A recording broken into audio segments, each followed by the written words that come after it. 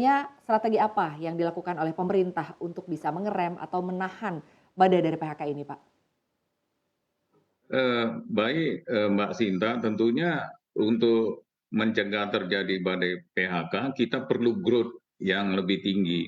Dan ternyata itu bisa kita capai pada pertumbuhan triwulan 3 ini, di mana growth kita kan 5,72%, ya Mbak Sinta ya. Berarti kalau sudah 3 triwulan berturut-turut, pertumbuhan kita itu di atas 5, di mana triwulan 1 dan kedua itu 5,02%. Secara keseluruhan kalau saya hitung, itu di 3 triwulan ini rata-rata dengan simple average itu pertumbuhan kita sudah mencapai 5,4%, Mbak Sinta. Bagaimana bisa mempertahankan growth ini supaya penyerapan tenaga kerja di Indonesia meningkat? Maka tadi yang pertama saya bilang, kita perlu tetap menjaga konsumsi kita tumbuh tinggi, mengingat PDB Indonesia itu berasal dari konsumsi. Jadi ekonomi kita mayoritas banyak tergantung dari konsumsi di dalam negeri, yaitu sebesar 50% lebih. Maka itu untuk mencegah terjadinya badai PHK, maka domestic demand, permintaan dalam negeri ini kita dorong melalui konsumsi dengan cara menjaga daya beli masyarakat yang kelompok 40% terbawah itu. Salah satunya tadi kan saya sebutkan dengan peningkatan bansos. Yang kedua juga adalah dengan mencegah terjadi inflasi yang tinggi, Mbak Sinta. Karena inflasi yang tinggi akan mengurangi kelompok daya beli, khususnya kelompok 40% terbawah maupun yang berpendapatan tetap. Maka itu pemerintah melakukan extra effort ya, dengan jalan menambah ongkos angkut atau subsidi ongkos angkut untuk transportasi barang.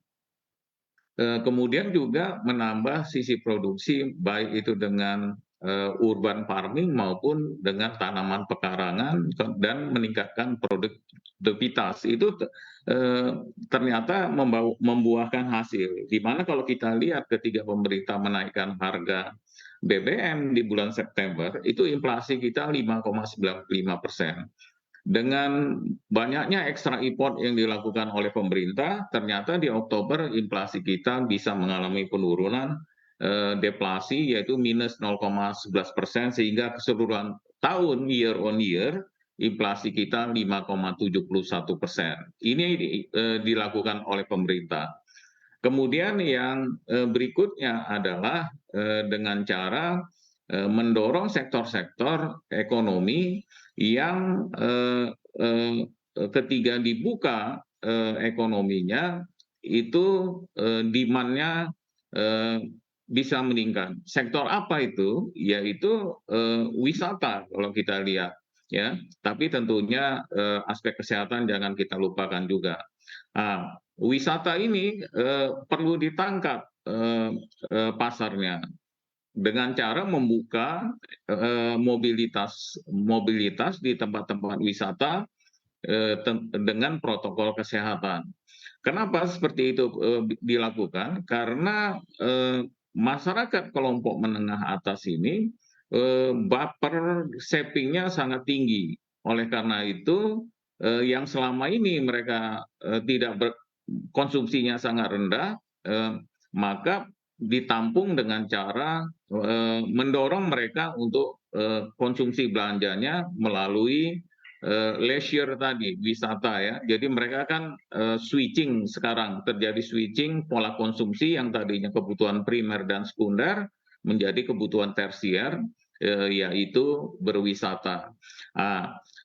Dengan kita dorongnya sektor wisata ini, maka kita bisa meningkatkan lagi pertumbuhan, transportasi, pegudangan, makan, minum, perdagangan, sehingga ini berdampak kepada sektor lainnya, antara lain misalkan industri, ya, industri, kemudian juga industri kerajinan juga di situ, sehingga semua sektor lain ikut bergerak.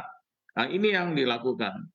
Kemudian upaya yang lainnya juga, Mbak Sinta, ini kan untuk sektor-sektor yang terkena PHK itu bisa ikut pelatihan melalui prakerja. Mungkin dia lebih cocok di sektor lain, bisa dilakukan reskilling ya, bisa melalui kartu prakerja tadi. Kalau mau ingin mengupgrade kemampuannya, bisa juga ya dilakukan melalui kartu prakerja ini.